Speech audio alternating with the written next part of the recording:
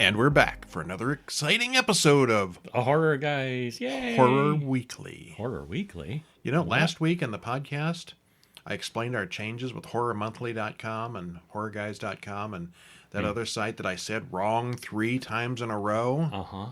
It's not weeklyhorror.com. It's Horror Weekly. The horror comes first. Horror always comes first. That's right. So Horror Weekly and Horror Daily. Yes. Don't say that. What? There's no Horror Daily. Well, there should be. Okay. Disregard that. Horror Monthly. There would be a Horror Daily, but somebody got that name before me. Okay. Horror Monthly, Horror Weekly. I got carried away. There you go. Okay. Yes. All right. All right. And since we're talking about those things anyway, Horror Monthly. The new August issue is out there now, and it is in fact called Horror Monthly. It is issue 35 of our monthly print magazine. Yes, you can get our reviews in paper, published every month. Go over to horrormonthly.com. It's right there on the homepage, actually, the new issue. This red bloody mummy looking thing. And it's got a link there to buy it on Amazon or Lulu or direct from us or wherever you like to buy your stuff. Wherever fine books are sold. It is available at other places as well. We didn't put all those links in there because it's confusing. Mm-hmm. But if you buy your books from Apple or Barnes & Noble or Kobo or a couple of those foreign places, Tolino and some stuff like that, it's available just about anywhere you buy ebooks. Nice. But if you want paperbacks, we've got Amazon, we've got Lulu. Mm-hmm. So, we saw movies. We did. We saw a lot of movies. We And a lot of saw shorts. a lot of movies and a lot of shorts. Uh-huh. What do we got? We got new stuff. A lot of new stuff this week. New stuff is good. Yeah. You notice we're getting closer and closer to October. There's more and more new stuff. Uh-huh. It's funny how that works with horror. Yeah. They tend to do that. Yeah. Well, we got A Quiet Place Day 1, where it all began. A prequel. A prequel to the previous 2 movies. And In a Violent Nature, which was another new one this year. Jason Cam. Yeah, basically. Yeah. And a indie film, Ganymede, that was also this year. And then we Last week, actually. Oh, yeah, very new. Yeah. And then we got a couple of, I'm not going to say oldies, 1408 from 2007 and Eden Lake from 2008. You know, I had not seen Eden Lake, and people always talk about how horrible and nasty that is, and I'd never seen it. I had seen it before. This was my second viewing. I It thought it was good. okay. Yeah, it was pretty good. Yeah, it's violent and hard to watch. There's I think the realism of it is what tips most people over. The There's a lot of gore much more violent movies out there, but the this one gore is and violence realistic. is very realistic. Yeah, it's one of those where it makes it a little more horrifying too because there's no monsters or magic or supernatural. It's just people doing bad things. Yeah. But we'll get to that. First of all, we want to get to another very realistic, very possible movie, A Quiet Place, Day 1. Day 1, totally realistic. Directed by Markle Sanoski, written by him and John Krasinski and Brian Woods.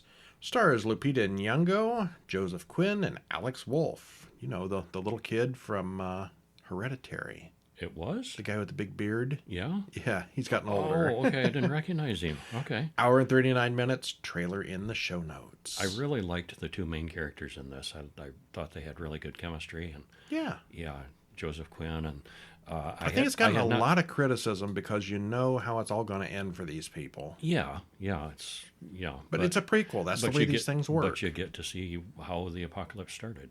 Also, at least in one city. Also, most of these movies are about people who are trying to survive any way they can. Mm-hmm. That's not what the goals are here. Yeah, not exactly. They got some very unusual goals. Well, one of them's got very unusual goals. Yeah. Spoiler free. This was interesting to see how things started out with the whole alien apocalypse thing. And it was entertaining, we thought. This is the 3rd or the 4th one? This is the 3rd movie. You had Day 1. Yeah. Uh-huh. A Quiet Place. What was the second one? A Quiet Place? Part 2. That's all it was, just part 2? Okay. I think so, yeah. And we have watched these other 2, or however many there were. Just check horrorguys.com. You can do the search. But we've seen them all now. We're caught up. Well, and it seems like they could even do more prequels and sure, spin-offs and stuff, too. Day 1 of other places. places. This was in the city, in Manhattan Island. But, the military's got to deal with this stuff, and other cities and cities around the world were getting hit at the same time. Uh-huh. There's all kinds of things they could do. As the budget gets bigger. And maybe, yeah. Well, anyway, being a prequel, we know how things are going to go overall, but there was enough tension and uncertainty here to keep us involved. It's another one of those end of the world in the big city movies. And if you're not familiar with the premise, if you haven't seen the other movies, the aliens are very sensitive to sound. They're blind, but they are super sensitive to sound. And very deadly. Yeah, if you make noise, they will hone in on you and get you. Not to be confused with Bird Box, which was kind of just the opposite. So it takes them a while. It takes people a while to figure that out. Not very long. Yeah, it's pretty obvious, but it's a problem. Yeah. Well, the budget here was big, and the effects are good. It's got a very high body count. Everyone. Yeah. And lots of carnage. Uh-huh. We did like it. Yeah, I liked it. All right. Well, it's newish. Most people haven't seen it yet, so don't spoil it to death. But what happens? Well, we open on New York City, and we're told that it gives off the same amount of noise as a typical scream. What was it, like 90 decibels on average? I think that's what they said, yeah. Yeah. Well, Samira, our main character, she has a bad attitude in her cancer support group at the hospice center. The group is going to a show in the city, and they invite her along.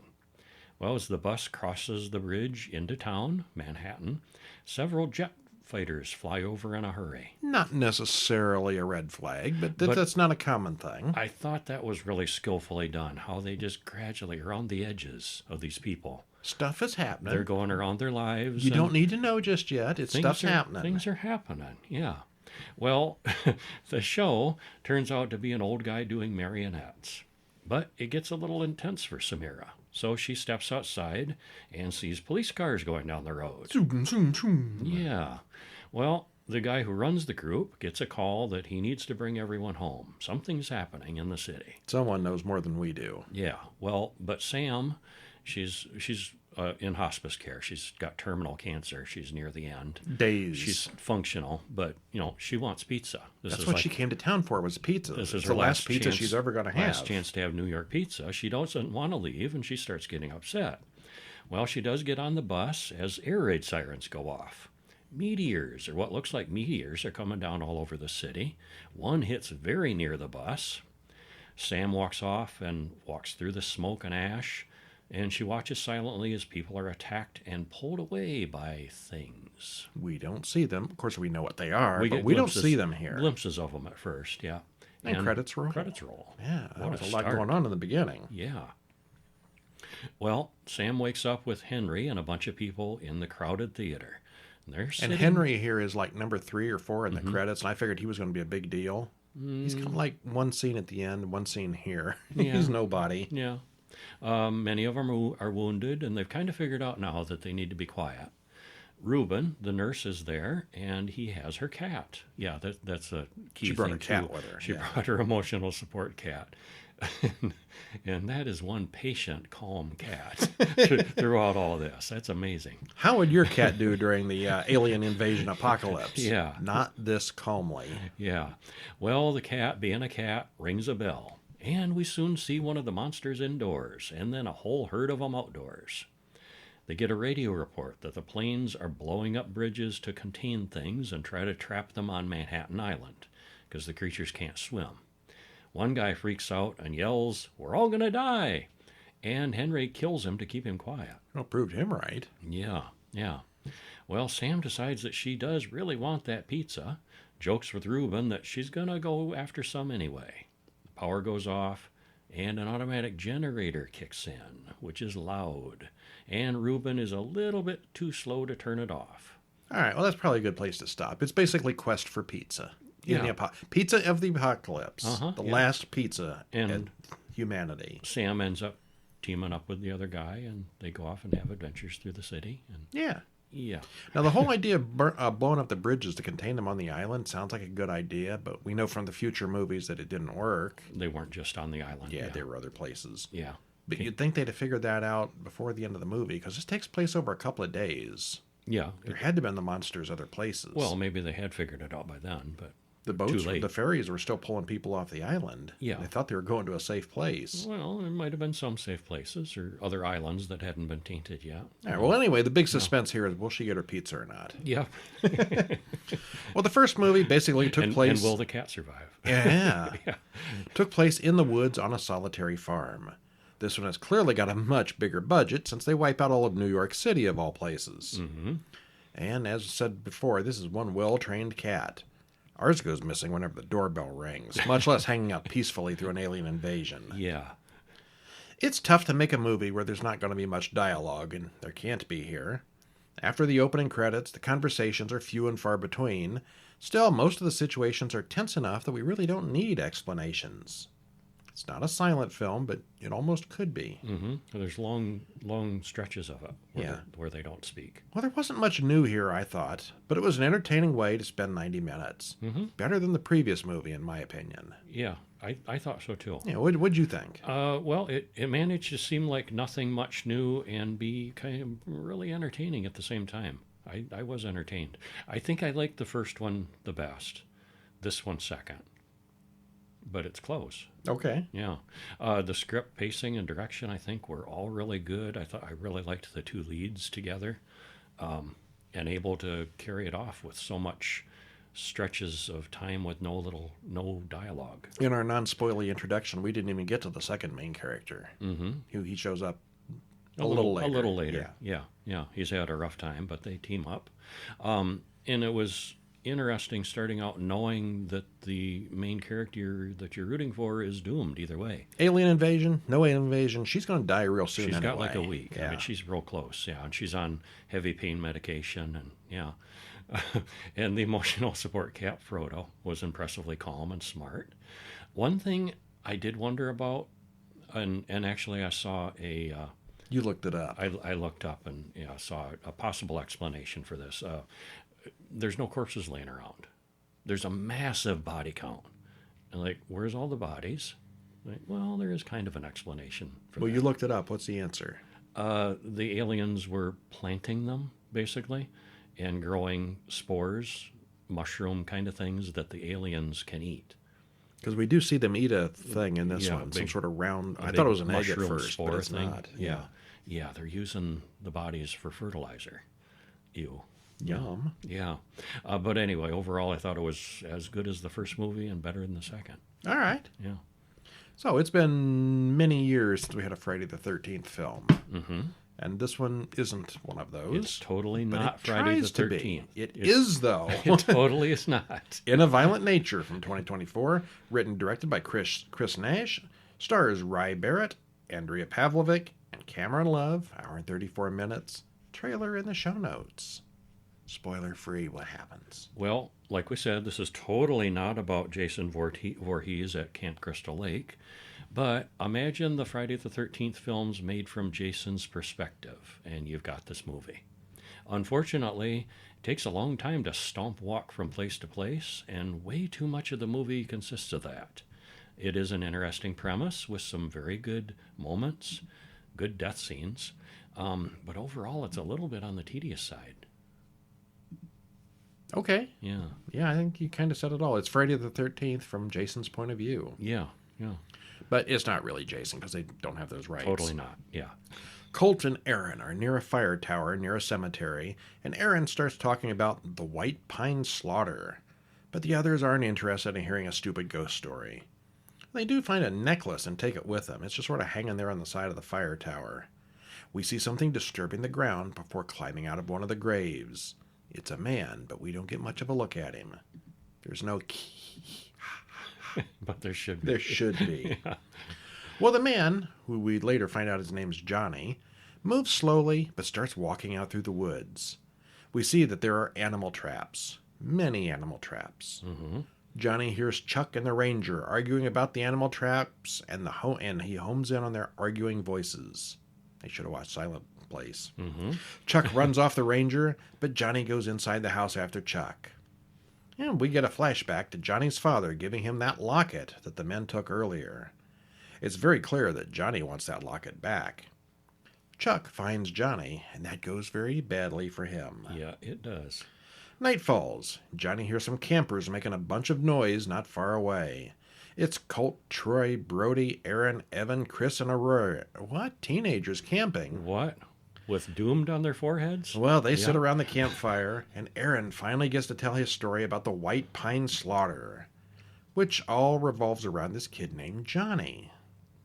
Well, Johnny was hated by the locals, okay, who lured him out to the top of a fire tower and scared him until he fell off and broke his neck. And they lied and said he was playing and he fell accidentally. No charges were put against any of the locals, but a week later, everyone in that camp was torn apart and killed. Huh. Well, the young people go back to their cabin and were soon wishing Johnny would kill them a lot quicker. Teen drama time. Mm-hmm. He's out there stalking the woods around the house, and he finally runs into Aaron, who loses his head. Well, half his head. Messy. Johnny drags the body to the ranger station, where he picks up a mask and a weapon. It's not a hockey mask and a machete, but it may as well be. It's a firefighter's antique breathing mask. Yeah. We're going to stop there. You know where we're going with this. Mm-hmm. All right. Well, anyway, the moral of the story is obviously, if you're in the woods, don't make unnecessary noise. It attracts the wrong kind of attention. Uh-huh. Well, the camera work here is interesting, with lots of long, wide-angle shots that don't move around a lot, as well as just behind the monster point of view shots. I don't know what that's called, second-person gaming or something, like Tomb Raider, where she runs just ahead of the camera. Uh-huh. This is like that, only it's Johnny. Yeah. This is about the only thing that really differentiates this movie from the 200 Friday the 13th films. Actually, if you ever wondered how those films went from the killer's perspective, this is the film for you.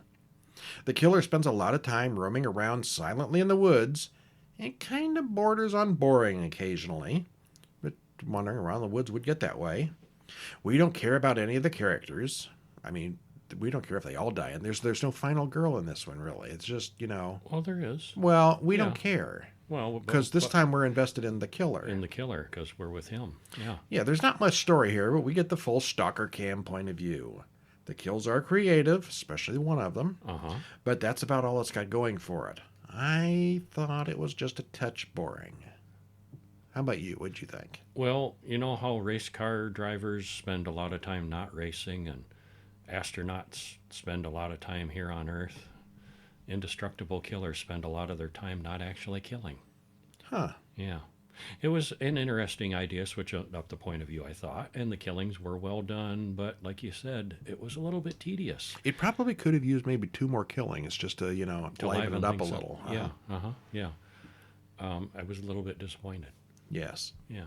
It was not bad. It could have been better. A little bit too much tromping through the woods. Yeah. Yeah.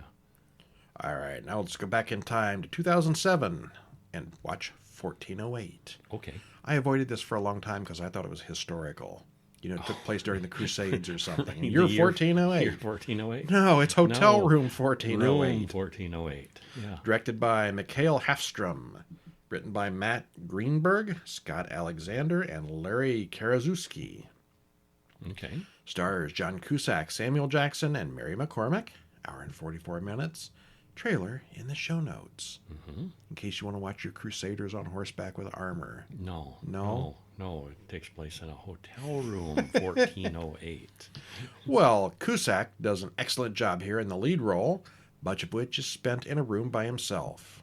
It merges some recognizable tropes, but it does it well, and it's got some tense moments. This is my first viewing, and Kevin has seen it before, but they both give it a thumbs up. Yes, Yeah. we do. Yeah. And this, I don't know if we mentioned, this is a Stephen King-based story, short story that it was All right. based off of. What happens? Mike Enslin drives through the rain and arrives at the inn. The people who run the inn want to talk about the ghost in the place. He wants one of the haunted rooms, and he goes up to his room and waits for something to happen. He waits, and nothing happens. He writes books about haunted hotels and places, and he leaves this one 5 skulls. Nice place, but no sign of any ghosts or anything. Well, the next day, he goes to his book signing, and it's not a big deal for anyone, especially the 4 people who attend. He admits he's never seen a ghost, and the hotels just use him for publicity. Anna brings him his first book, which had nothing to do with ghosts. It was a standard novel, and he kind of regrets not doing more of those. Later, he has a surfing accident and nearly dies.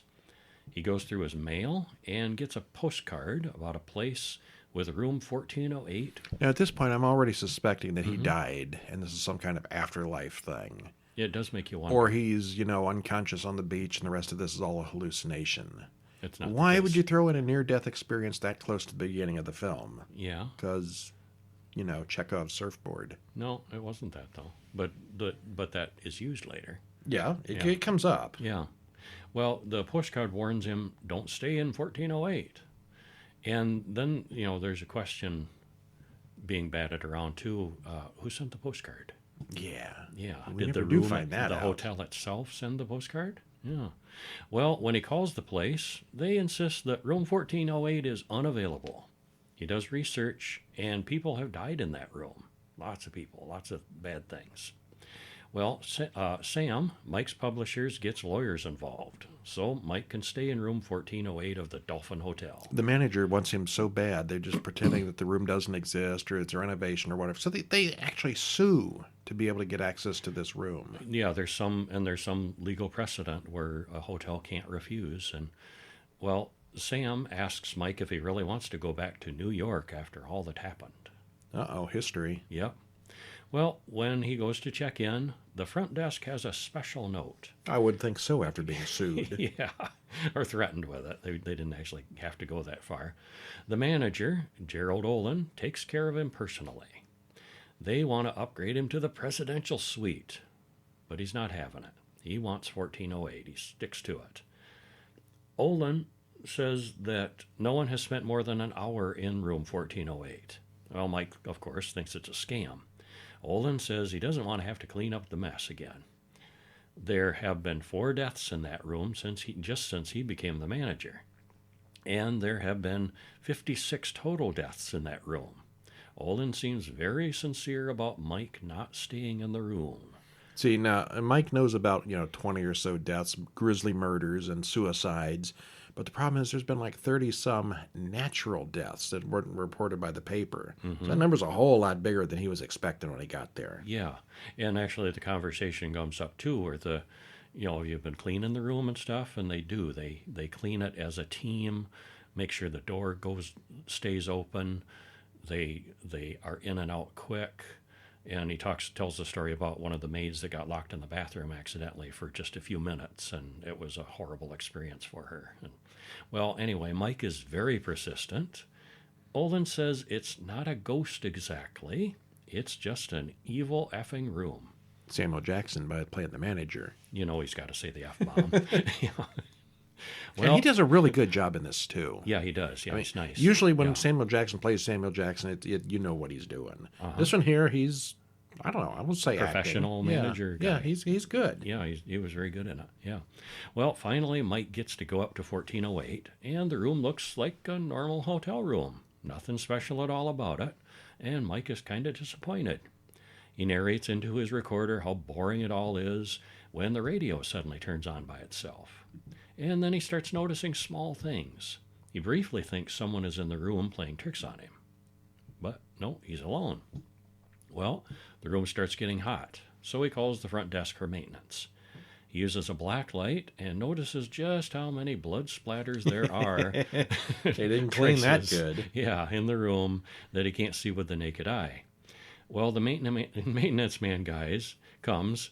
He will only stand in the doorway. He just refuses to come into the room at all, and talks Mike through how to fix the thermostat. Just here's the part, you do it. Yeah, open the cover and give that mercury switch a tap, and it'll fix it, and it does. And he wastes no time in leaving when it is fixed. So leaving Mike alone again, the clock radio switches to 60, like 60 minutes, and starts counting down. Mike remembers that Olin says no one lasted more than an hour. Well, the window slams on his hand. He didn't make it sound like it was going to be a timed challenge, though. No, he didn't, yeah. The water from the bathroom is scalding steam, and he gets a nonsense phone call. He's had enough and is ready to check out. So he grabs his stuff, but the door won't open. He's trapped. This is like 3 minutes into the timer. Yeah. And he throws things out the window to try to get people's attention down on the ground, calling for help. The things that he throws out vanish before they hit the ground. But he still thinks maybe he's imagining it. Maybe Olin spiked the booze or something. Well, the TV comes on and shows a video of his wife and child. And he sees a grainy black and white ghost jump out the window. Then a 1950s ghost in color do the same thing. He has a vision of his own father in a nursing home, and he's very menacing. Well, Mike decides to go out the window and climb the ledge to the next door window and go in the next room. Well, the ledge is very narrow, but once he gets out there, it's also infinite. It's a long ledge. Yeah, it just goes on forever with no other windows. Well, it's a struggle, but he makes it back inside into 1408 again. And the room seems to be cut off from the world outside. Even the windows vanish. He gets a vision of his daughter being diagnosed with cancer. Well, Mike pries open the air vent, starts crawling through the ducts. All the other rooms seem to show bad parts of Mike's past. He finds a dead body in there that crawls after him, so he gets chased back to his own room again, as bad as it is. Mike argues with an imaginary version of Olin, who accuses him of taking away people's hopes and breaking their spirits. It gets really cold in the room, to the point that there's ice and snow on the furniture. Well, he manages to call Lily, his ex-wife, on the computer, and she calls the police to room 1408. And then the police are in 1408, but Mike doesn't see them. The computer takes over and invites her to the room as well. And then the room fills with water. Mike passes out, and we cut back to the surfing accident. And he wakes up in the hospital with Lily. She says he got hit on the head by his own surfboard. Uh-oh, movie's over. Yeah, except I suspected... Except it's got 45 minutes to go. I suspected at that point it was still the room playing tricks on him. He tells her about his experiences in room 1408, which was clearly just a fever dream. He's feeling way better, spends a lot of time talking to Lily in a restaurant. She says he ought to write about his experience with Katie's death, the daughter. And he notices that some of the people here look like the people from the 1408 hotel. Mike, and he recognizes the suicide people are out. Like, yeah, this is not good. Well, Mike redoes his research on the Dolphin Hotel, but it's all different now. No one died in there. He finishes his book and sends it off to Sam. He visits his father in the nursing home.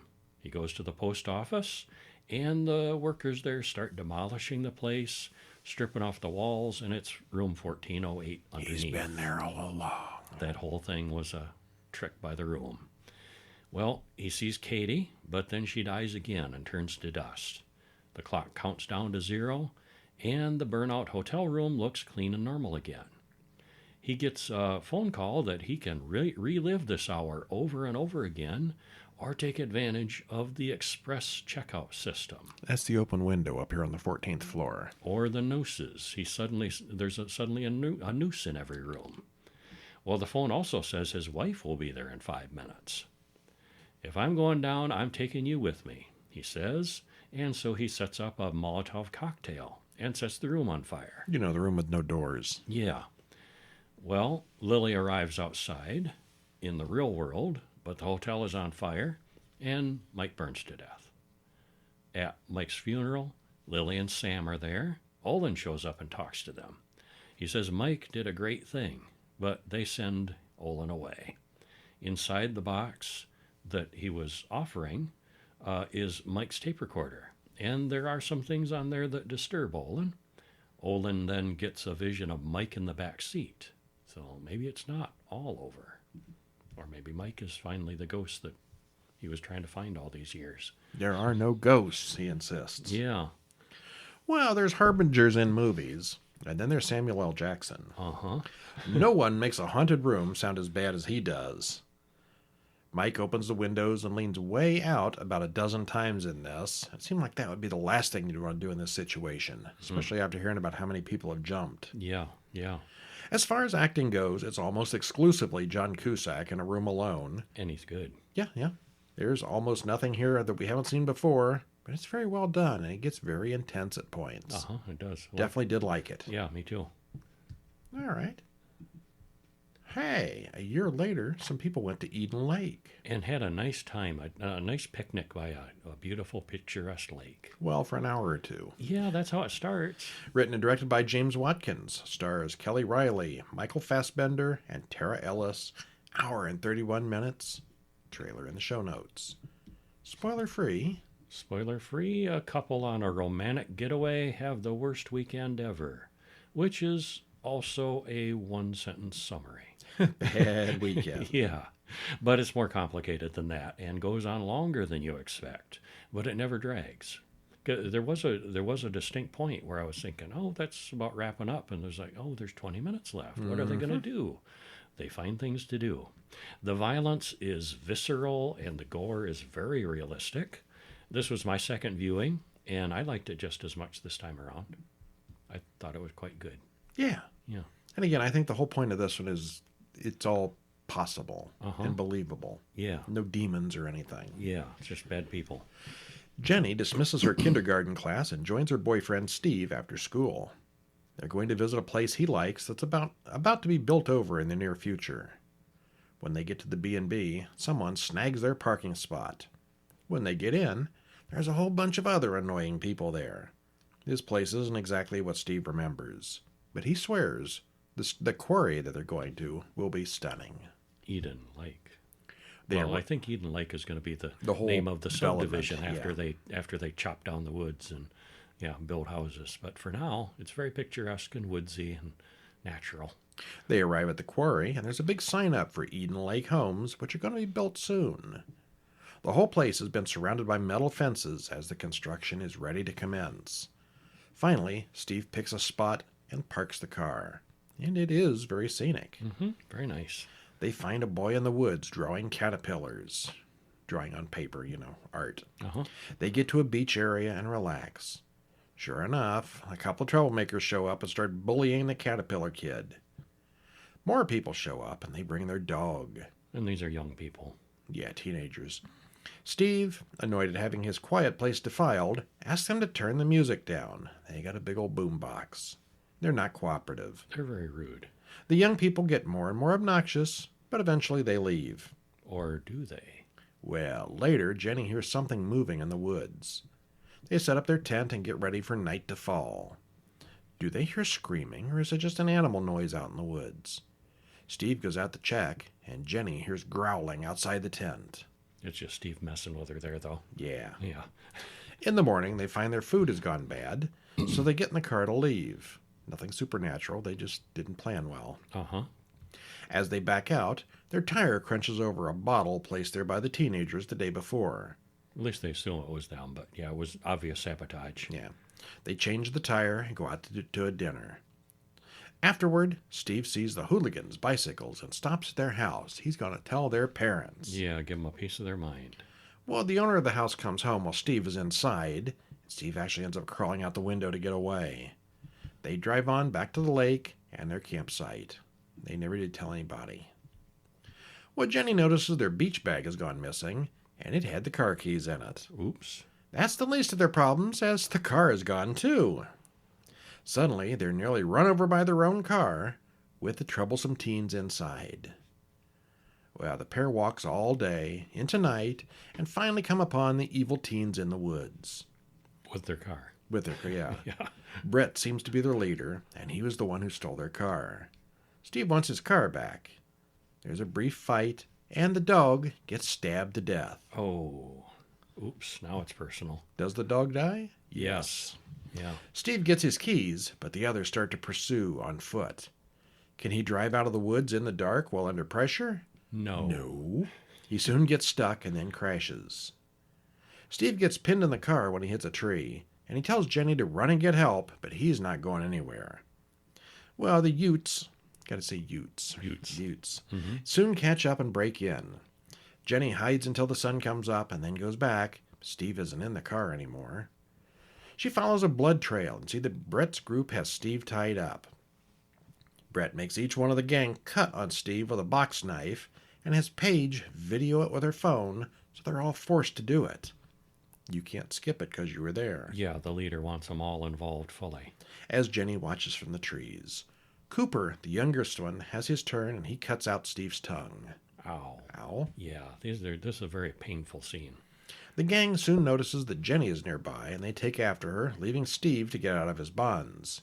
She makes it to a construction trailer and tries to get the radio inside, but there isn't time.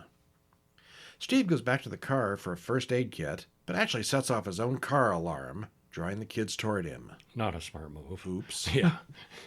Jenny finds him first, and they continue on through the woods to an old cabin.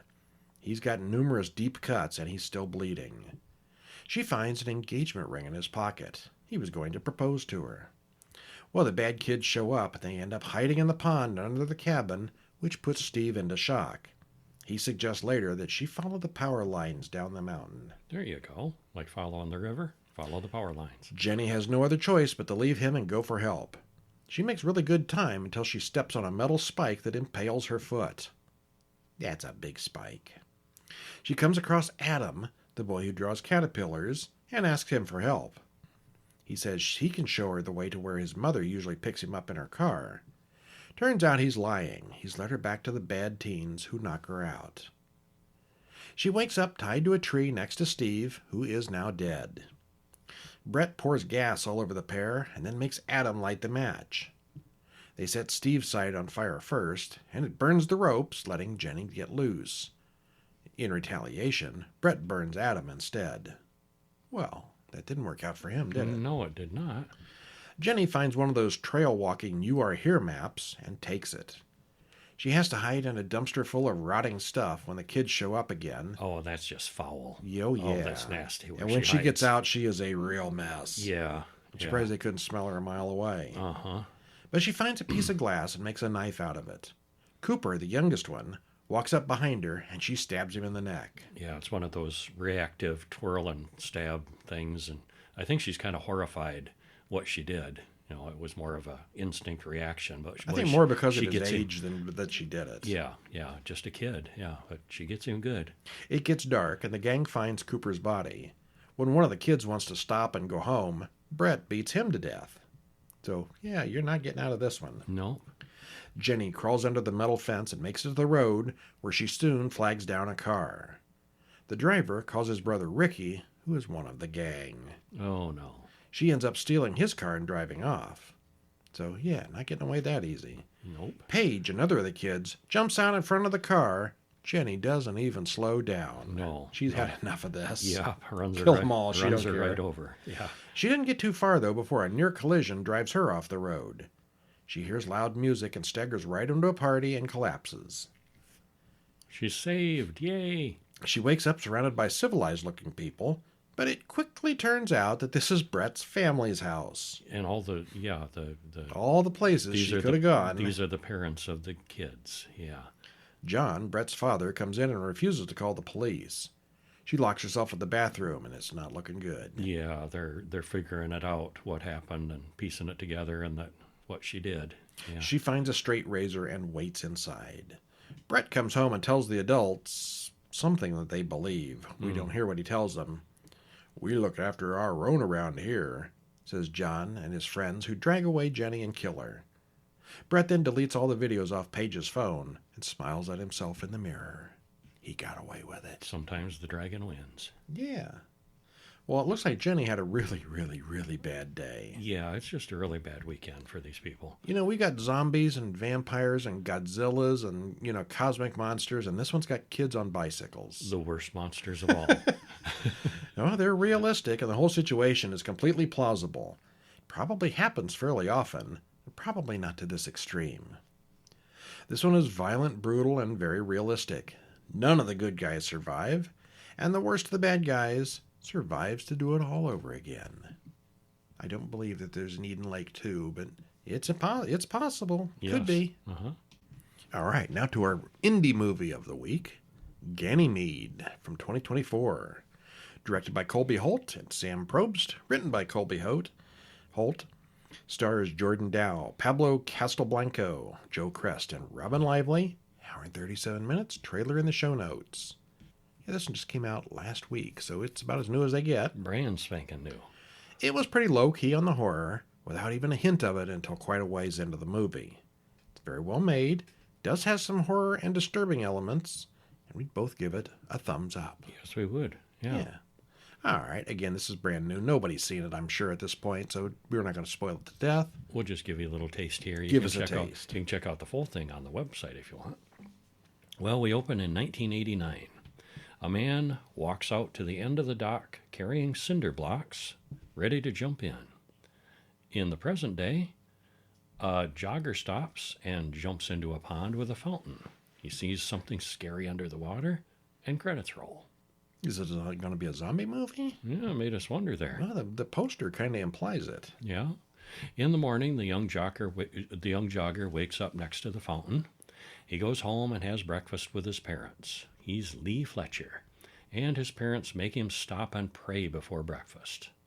Sarah Beth helps around the house, and the mother, Floy, is clearly jealous of the younger woman. Is Floy short for something? I've never heard of anybody named Floy. I don't know. Yeah. Both parents seem very strict. Lee is on the wrestling team at school. Well, Kyle, an obviously gay kid at school, tells Bree, a girlfriend, that he thinks Lee has sad eyes. She says Lee won't party with them, and he's got nothing in his life but wrestling and church. He hears that Lee has signed up for the community trash cleaning group, which his dad makes him do, so he signs up for that too as a way to meet Lee. Well, Lee and Kyle talk as they pick up trash and see what they have in common. They're getting along fine till a couple of homophobes from school drive up and start calling Kyle names. Lee punches Justin in the mouth. Later, Kyle apologizes for being there. Lee is confused as he jogs home. Well, when his parents hear that he spent the afternoon with Kyle, Floy gets upset. You show that boy kindness and he will twist it. Well, Kyle says tells his mother the story, and she's not so negative about it. But Lee's father is the county commissioner, so he's got some clout in the town. He could cause trouble if you wanted to. Yeah. Well, we cut to Lee's family church, and they're a bit extreme, to say the least. Yeah, and boy, what a grim church.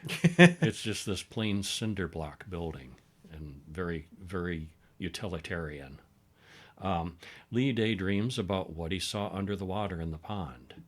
Pastor Royer goes on and on about genders and all things that are ruining today's youth. Lee hallucinates ripping the skin off his arm. And when he goes home, Lee sees something in his closet. When he looks, there's nothing there. So we're getting some hints of some weirdness going on. And Pastor Royer's a recognizable face. Yeah, he's been in a lot of things. things. Seen him in a lot of things, yeah. We should probably stop there. Yeah, we should. Yeah. So there's monsters in the closet. Uh-huh. Or maybe it's not that kind of closet. Yeah. Depends on how you want to look at this one. Yeah, in a closeted teen with very strict religious parents and a kind of psycho-y kind of pastor. He's kind of whacked. Well, I've never heard the term Ganymede used like this before, but it's an important plot here. Had you heard about it? Should we explain that? No, Ganymede is a pretty boy who tempts men to be homosexuals. Yeah. Right? Yeah. I got that? Okay. Yeah. Well, basically, it's a way for, repressed, closeted people to say, I'm not gay. He's making me do this. It's his fault. Yeah. A seducer. Because he's a demonic seducer. Yeah. That kind of thing. Well, the story is common enough. A romance between an openly gay kid and a strictly raised Christian fundamentalist. The conflict there is built right in. This one, however, portrays Lee's internal emotional conflict with real monsters. It's all metaphorical, until it isn't. Uh-huh. The performance and cinematography are all excellent. Everyone does a good job here. There are some characters you're not going to like, but that's intentional. Uh-huh. It is very low on the horror scale, unless you're a closeted gay teenager. That is probably pretty darn terrifying. Yes. It's more disturbing than horrific, though, especially since it's all so believable and realistic. And probably also very common. Who knew that Ganymede was more than just one of the moons of Jupiter? That's all I could have told. It's some Yeah. mythological thing too, but Yeah, I think so. Yeah. never heard it used like this. Yeah. I thought the basic story didn't seem like much I hadn't seen before, but the inclusion of some monsters around the edges made it interesting. And all aspects of it I thought were really good. Like you said, it's low key on horror and heavy on drama, and unfortunately realistic. Yeah. Yeah. But I liked it. Yeah. Yeah, if it sounds reasonably interesting to you, give it a shot. You might like it. Yeah. And now it's time for our big Bacho shorts. Bacho shorts. Starting with Mora from 2024, written and directed by Sam Evenson. Stars Tim Torrey, Jamie Taylor Ballista, and Valeska Miller. 12 minutes, 5 seconds. Watch it on YouTube. There is a link. It's not a trailer. You can watch the whole thing. Absolutely free on YouTube. All these shorts are absolutely free on YouTube. Yeah. And there's a link in the show notes for all of them. Cody works at his computer trying to get an AI to generate a specific image. One of those, I can't think of any names of them right now. Midjourney. Midjourney, is yeah. one of them. Yeah. When Hannah asks him why, he explains that there's an anomaly that often appears in pictures of bloody, rotten, and bleeding corpses, and the anomaly's name is Mora, a gaunt, tall woman with scars and oddly long arms. He says if he can isolate the anomaly, get just the right chat prompt, it'll make him famous. And it does, in fact, make him famous, but not in the way he intended. Talk about modern horror. AI art. Yeah. Chat prompts. As modern as it can get. AI chat prompts and Midjourney image processing. It's fun. It's creepy. You know exactly where it's going to go once Cody explains what he's doing. And it all looks really good. They did a nice job with this. Yeah. And remember, if you ever doubt... And if you've ever done anything with AI art, yeah. You can, yeah. And if you ever doubt your reality, just start counting people's fingers and see if they have the right number. That's how I can usually tell. All right, what's next? Next up is Mora. That was Mora. No, I misread that. Erebus, which was written and directed by Joseph Collier. Stars Holly Smith, Alexander Slother, and Larissa Menon. This one's a little longer. Runtime 17 minutes, 36 seconds. What happens? Well, a forensic scientist is awakened in the middle of the night by the chief investigator. Something strange is going on in an apartment building where radiation has been detected. And not only that, but people are missing. Well, the scientist and the investigator, they have some kind of bad history. And they do nothing but argue until he fires her. That may not be the end of her investigation, though. All right. It's well filmed and it looks good. The problem here is a little hard to pin down, in my opinion. It seems to be either acting, dialogue, or maybe the direction, but more likely it's a perfect storm of all three. I didn't like it. I liked it okay, but I agree it didn't quite come together. There's something... The arguing and the Isn't bickering quite there. between them did Yeah. not feel natural. It felt like kids on doing a high school play. Ooh, well, I didn't hate it that bad, but...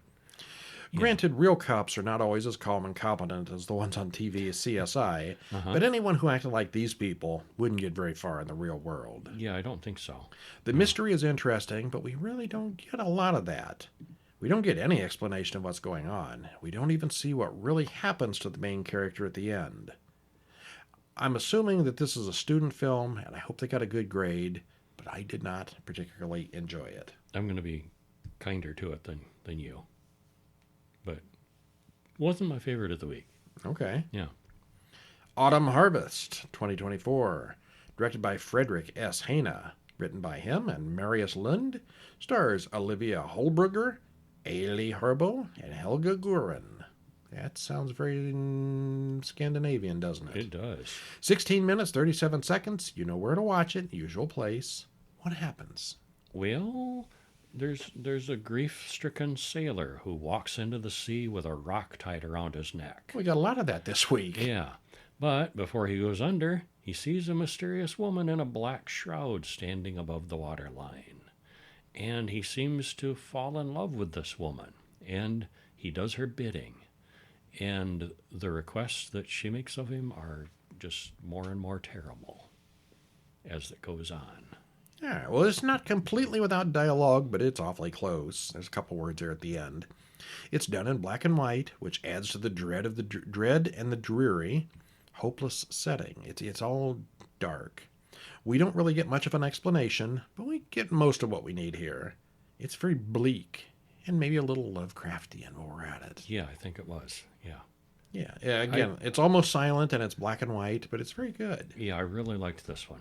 I think this is probably my favorite of the week, of the 4. Okay. Yeah. Oh, I think my favorite of the 4 is yet to come. But the next one was mighty good. Death Snot. Death Snot, yes. 2024. That's right. Written and directed by Charlie Schwan. Stars Noe de la Garza. 8 minutes and 40 seconds. I think it's also the shortest one this week. Mm-hmm. A man has a cold. It gets progressively worse, and his doctor calls and says the tests say it's just some kind of allergy. It's nothing special. He keeps blowing and blowing, and his nose gets redder and redder. Yeah, I've been there. How far will he go to drain his sinuses? Well, the vacuum cleaner hose starts to look really tempting.